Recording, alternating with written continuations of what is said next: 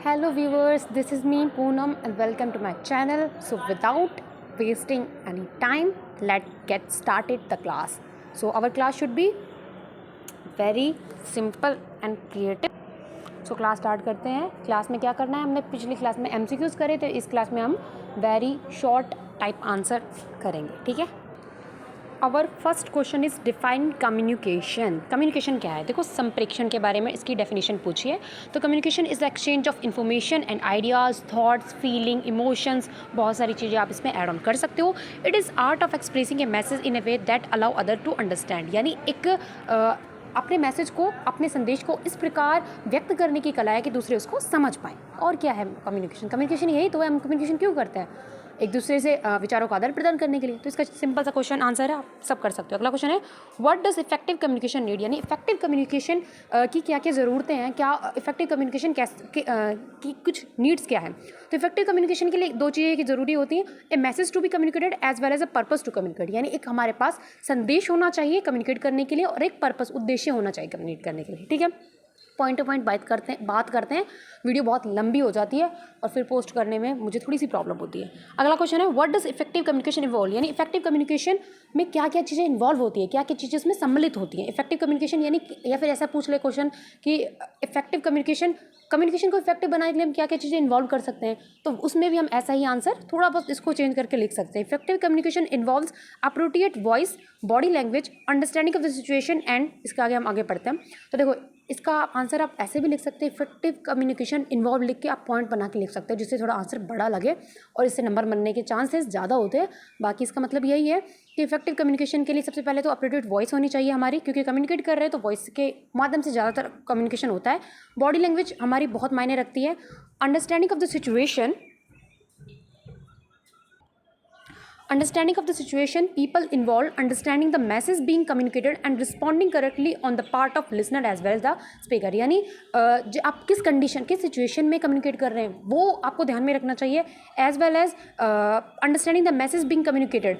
आप जो मैसेज, जो संदेश कम्युनिकेट कर रहे हो उसको वो समझ में आ रहा हो, इसी तभी तो समझ में आएगा, तभी तो हम कम्युनिकेट कर पाएंगे. एंड और जो लिसनर, जो सुन रहा है और जो बोल रहा है, वो एक दूसरे में करेक्ट, एक दूसरे को रिस्पॉन्स करें. अच्छा, सुन रहा है तो दूसरा उसका रिप्लाई दे. ठीक है. अगला और एक चीज़ और इसमें ऐड करिए.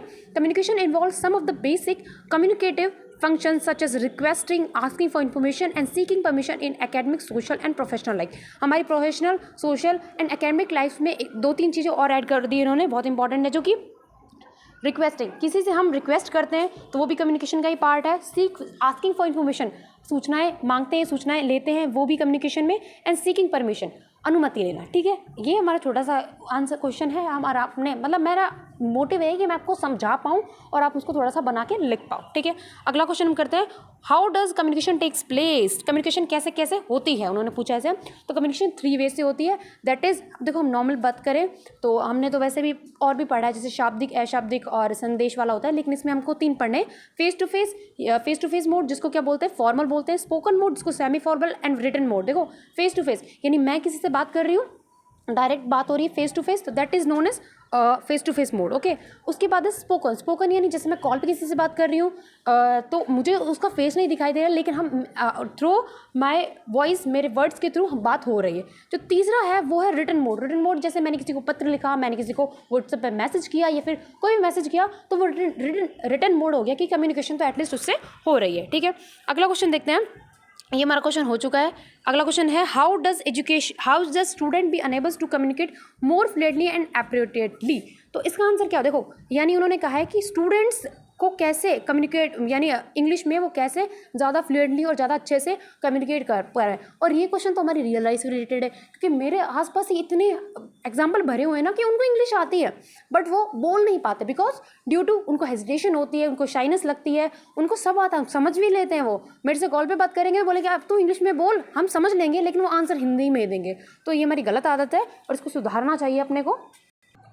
कम्युनिकेशन नीड, ये जो ये वर्ड है ना, ये सेंसेशन से बना है. सेंसिटाइजेशन यानी क्या बोलेंगे इसको, संवेदनशील to some of the common error in the use of grammar and vocabulary and enables them to speak English more fluently and appropriately. यानी कि संचार में, कम्युनिकेशन में हमको ग्रामर और वोकेब की कुछ सामान्य त्रुटियों के प्रति संवेदनशील बनने की आवश्यकता है, संवेदनशील होने की आवश्यकता है, और इससे बच्चे जो है English more fluently and appropriately बोल पाएँ, इसकी भी एक नीड है। ठीक है, सिंपल चीज़ है। अगर कॉमन वे में बोले तो हमको इतना संवेदनशील बनने का मतलब इसमें ये कहा है कि ज़रूरी नहीं कि हमारा बिल्कुल ग्रामर एप्रोप्रिएट हो, बिल्कुल वोकेब हम सही यूज़ कर रहे हो, थोड़ा बहुत कॉमन एरर होता भी है तो वो चलता है, लेकिन आप पहले बोलने की एटलीस्ट हेजिटेशन डालो, सॉरी हेजिटेशन हटाओ, डालो क्या बोल रही हूँ मैं अभी, सॉरी, है ना। Next question is what does note taking need, यानी नोट टेकिंग, नोट बनाना, इसकी क्या ज़रूरत है, क्यों नोट्स बनाते हैं। ठीक है, तो note taking needs alternative attentive listening, sorry note taking बना अगर हमें नोट्स बनाने हैं तो उसके लिए क्या क्या ज़रूरतें हैं, क्या क्या काम हमको करने होंगे, तो उसकी ज़रूरतें कुछ देखते हैं। Note taking needs attentive listening, सबसे पहले तो अगर हम अच्छे से सुन रहे हैं तभी हम नोट्स बना पाएंगे। Second, it can be analysed and kept in mind, उसको जो हमने सुना, अच्छा हम आज हमें फोटोसिंथेसिस के बारे में बताया गया, हमने उसको सुना, अपने माइंड में एनालाइज किया और उसको माइंड में रखा कि अरे इसमें हमको ये चीज़ मिलता है, ये इसका बाय प्रोडक्ट है, अच्छा ये है, इसको क्या बोलते हैं, क्लोरोफिल, क्या क्या चीज़ें यूज़ में, सब कुछ अपने माइंड में रखना है। Through this process the listener improve ability for checking accuracy and elaborate on the notes, और इन सब चीज़ों को बच्चा अपने नोट्स में एलोबरेट करेगा। ठीक है, और इससे बच्चे की एक्यूरेसी भी बढ़ती है, क्योंकि अच्छे से सबसे अटेंटिव सुनना है, फिर इसको एनालाइज करना है, माइंड में रखना है। This is the thing I want to convey you, है ना। अगला क्वेश्चन है, समझ आ गया ना, बहुत सिंपल सा था। व्हाट डज प्रेजेंटेशन और description need for logical expression, what does presentation of description need for logical expression, इसका हिंदी अनुवाद अगर करें तो इसका होगा कि तार्किक लॉजिकल एक्सप्रेशन, यानी तार्किक अभिव्यक्ति के लिए विवरण के प्रदर्शन की क्या ज़रूरत है, क्या इसकी आवश्यकता है।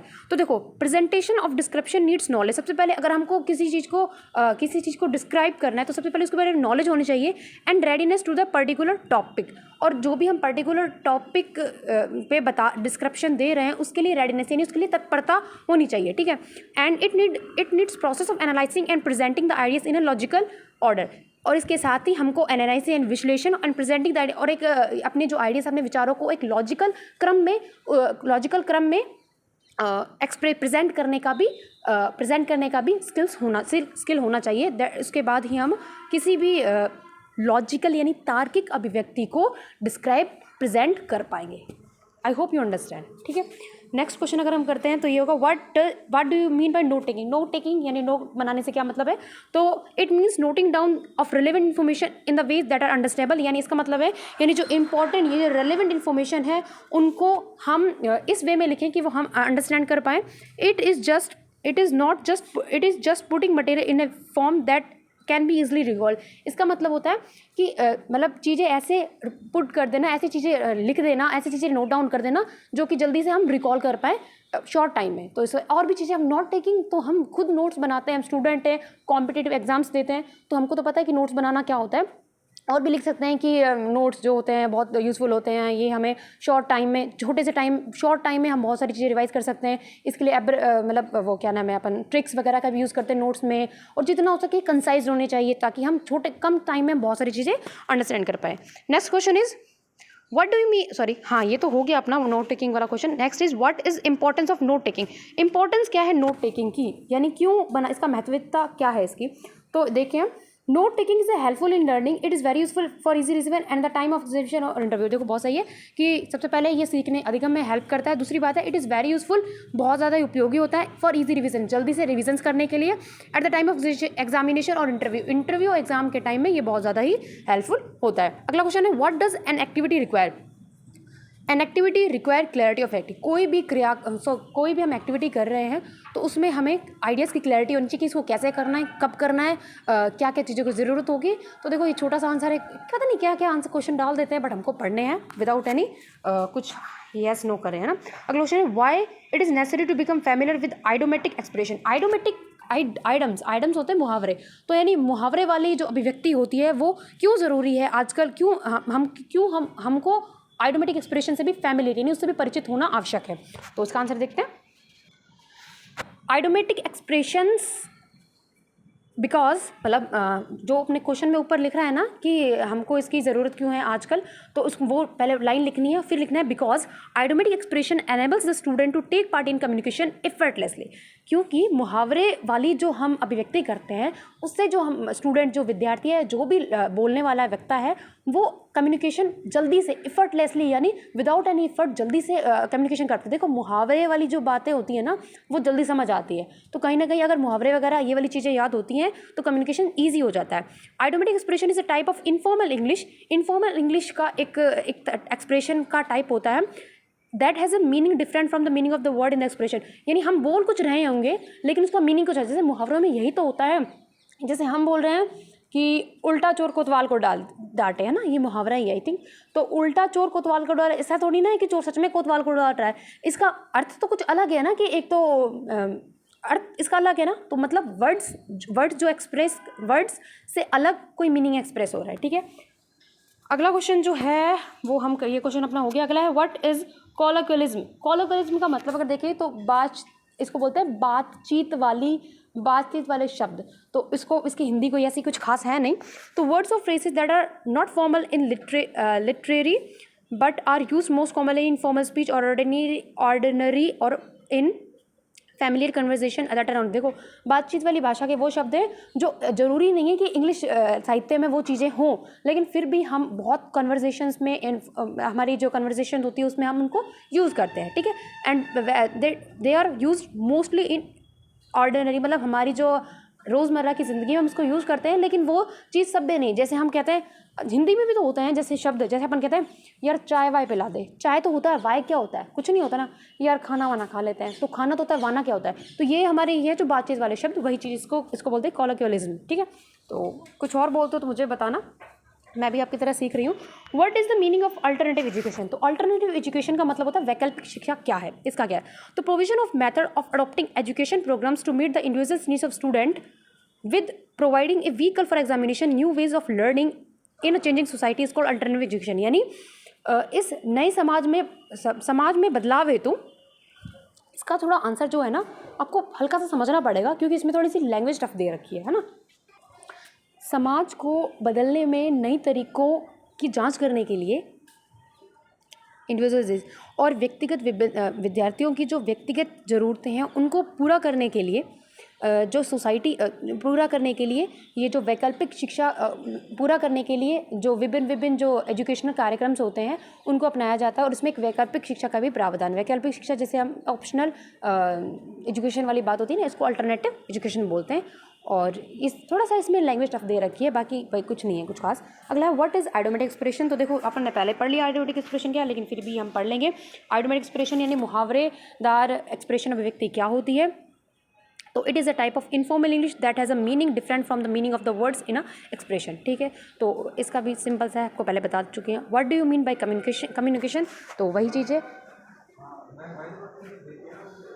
देखो जैसे उन्होंने पहले बता रखा है what do you mean by communication, तो आप कम्युनिकेशन से क्या समझते हैं, कम्युनिकेशन से क्या अभिप्राय है, तो आप वो लिख सकते हैं। इसके अलावा एक और डेफिनेशन दे रखी है, यानी communication means communication is exchange of ideas, thoughts, feelings, emotions between individuals through a common system of words, sound, symbol, sign और behavior is called communication, ठीक है। तो इन्होंने थोड़ी क्या अलग थोड़ी से दी है कि exchange of views, ideas, thought, etc. between individuals through a common system of words, sound, symbol, sign और behavior is called communication। इन्होंने तीनों चीज़ें ले ली। देखो हो सकता है हम कम्युनिकेशन वर्ड से कर रहे हो सकता है हम साइन से कर रहे हो। अच्छा मैं किसी को कह रही हूँ, मैं किसी को मैंने किसी से हाथ ऐसे सिर्फ हाथ में हाय बोला भी नहीं, बस ऐसे हाथ किया, अगला वाला समझ गया कि हाँ मेरे को हाय या फिर मुझसे संबोधित हो रहा है। तो उसका मतलब क्या होता है, उसका मतलब होता है वो भी कम्युनिकेशन ही है। हम किसी को एक्सप्रेशंस के थ्रू ही सिर्फ समझा देते हैं। अच्छा मैम हमको आंखें दिखाती थी जब एग्जाम में हम चीटिंग करते थे, हम तो नहीं करते थे, मतलब आप करते होगे कभी, तो उसमें क्या होता है, तो हम समझ जाते हैं उस टाइम कि मैम हमको देख रही है, तो बिना उन्होंने कुछ कहा नहीं लेकिन हम फिर भी समझ जाते हैं। I hope you will like this video and please like share subscribe करना और उन लोगों तक पहुंचाना जिनको ज़रूरत है। So thank you, I hope you understand. Bye bye and leave a comment also. Bye, Radhe Radhe.